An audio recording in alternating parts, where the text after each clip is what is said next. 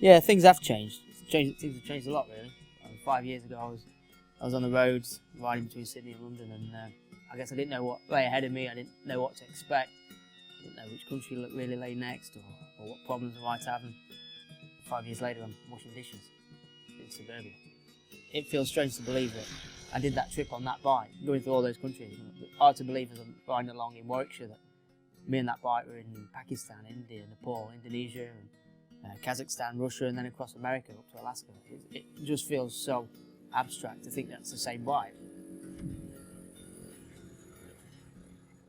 Yes, today I set off to England on my bike, which is this. It's a postie bike, 2004, hot rod. These are my assistants. Lovely lady Riley. Hi. And Sally. Hey, hi Sally. And this is my stuff. This is devised within 2 days because I only decided doing this trip on Thursday. Leaving Sydney on a bike was an easy decision, really.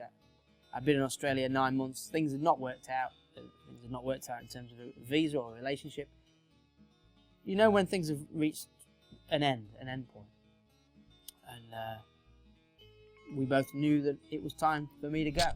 And she encouraged me to go, as I suppose she would. And I knew it was time. I leave in approximately 2 minutes to England. I had to leave the country. I didn't want to go home to England. I just wanted to get lost in the middle. I wanted to disappear. The adventure begins. Oh, I forgot my key. All of a sudden, the idea to ride home on a motorbike felt like the perfect way of channeling all that emotion, that energy.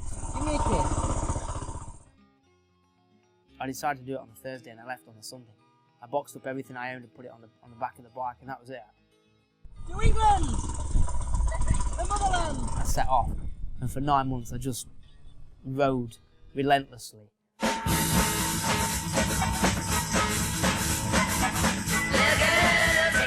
Right, I've got to say we've got a helmet cam as well now. That's some town I'm leaving, I can't remember what. I think circumstances, fate had presented this perfect opportunity to just go and to get lost. So it was a real mixture of excitement and nerves and fear, and I'd never backpacked, I'd never travelled overland like this before, I'd never been to Asia, I'd never been anywhere like that. But over here in Thailand, it's Songkran, which is their new year. It's a festival of water.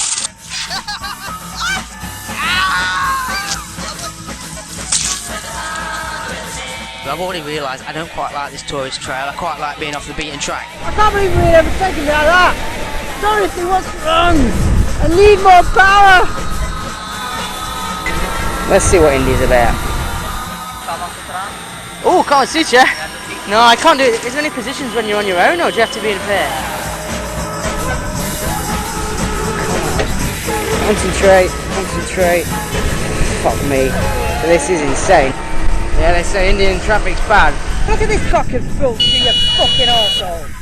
I didn't know what was ahead of me. I didn't know how far it would take me to get to England. I didn't know if I had enough money. I didn't know if the bike would make it. I didn't know if I had enough mechanical experience. I didn't know if I had enough documentation. Riding 23,000 miles across uncharted waters, which they were to me, exciting and terrifying.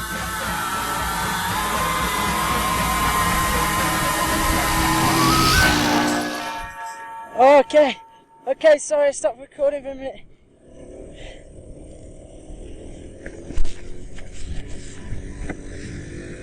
We just passed it, 5,328 metres. Fucking hell, it's high. And fuck me, it's cold. Absolutely freezing. There's snow, ice, cloud, steep roads. I've got a banging headache. And at this time I've got to ride a bloody motorcycle 110 kilometres home. What a plonker. Absolute plonker. Good achievement, I suppose. Great achievement. Dorothy, top of the world. It was a huge challenge to me. I couldn't imagine a bigger challenge in my life than trying to ride this old 105cc motorbike to England. And there was almost a fatalistic ideal about it. It was stepping into the unknown. There was no point on that journey when I could have done anything but carry on going. There were times when I hated it. There were times when I wished I'd not done it, but there was never a moment when I would have considered quitting. You just keep going forward, and I think that's the beauty of a motorcycle trip like that. every day you just wake up and try and move forward. Woo! King of the world! Come on.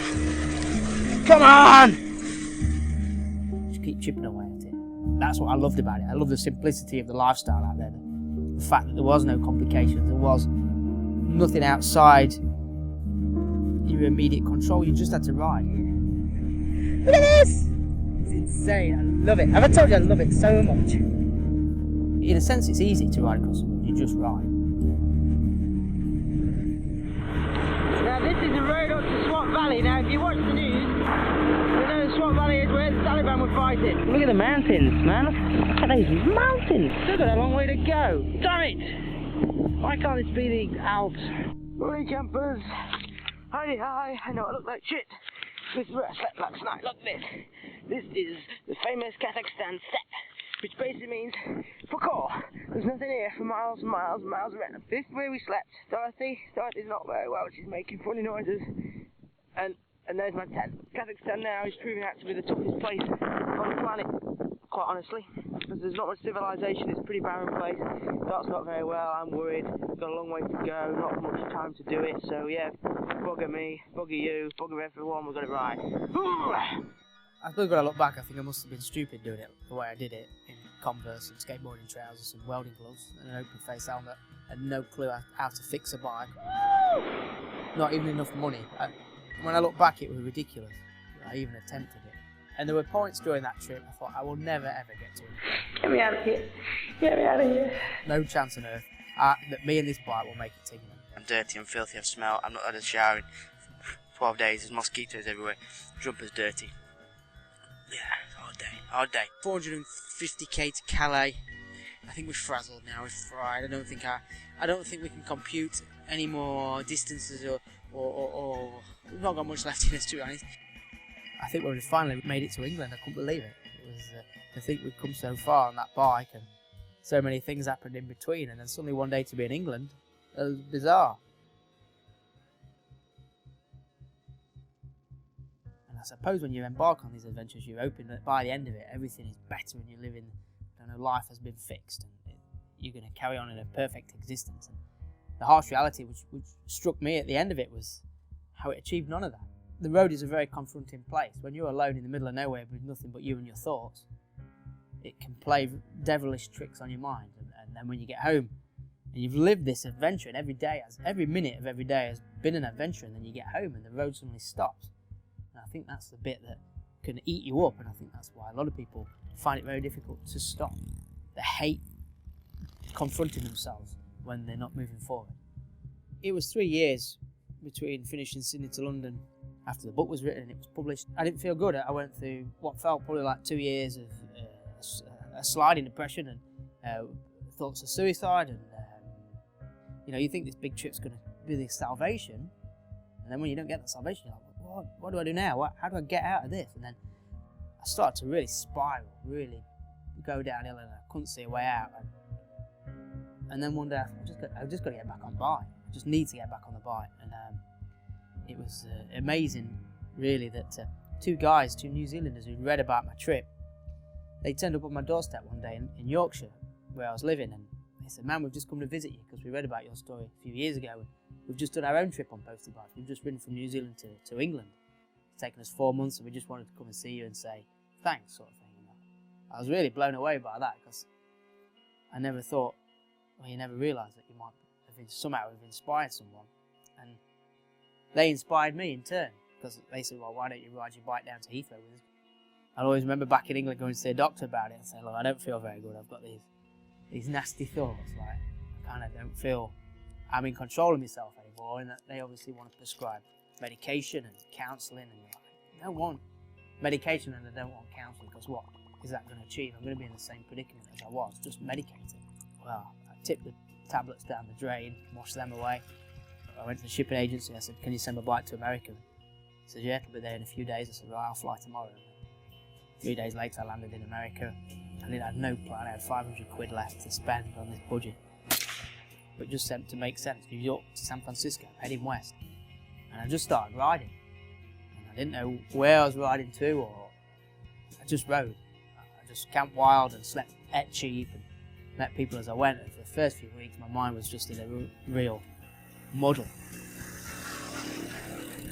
Ah! Fucking knackered. Fuck. Fucking hell. Fucking middle of nowhere. But I just kept riding. And then by the time I got to sort of Utah, Nevada, I was like, yeah, I've done the right thing. That was the best thing I ever did. It was a gamble because I knew what to expect. There'd be good times and bad times. Crack on, crack on, crack on. I ended up coming home to earn some money and going back the following spring and then rode up to Alaska. I kind of was riding until I was riding to reach the end of the road really, and the end of the road came in a place called Skagway where I found this beautiful little town in the Alaskan mountains. I guess I found my peace there. It had taken 35,000 miles and 4 years of my life. I kind of finally found this peace. And then I didn't need to ride anymore. A year or two's passed now, and I find myself in suburbia, and in the garage is a bike that joined me on this thing for what for me was an incredible adventure. I've learned to appreciate what you've got, rather than chasing things that you haven't. And I don't regret doing the trips, obviously, but the wisdom I've got from it is maybe appreciate more what you've got. It's a shame more people can't go out and see the world and meet the people of the world and realise that all these wars and fighting, it's just ridiculous. When you're on the ground, everybody just gets on and people are kind and people will help you. Nobody, in all those miles, nobody tried to harm me or steal anything or hurt me. The world is much brighter than we're led to believe. About time our media and our governments presented that fact rather than having us all live in fear.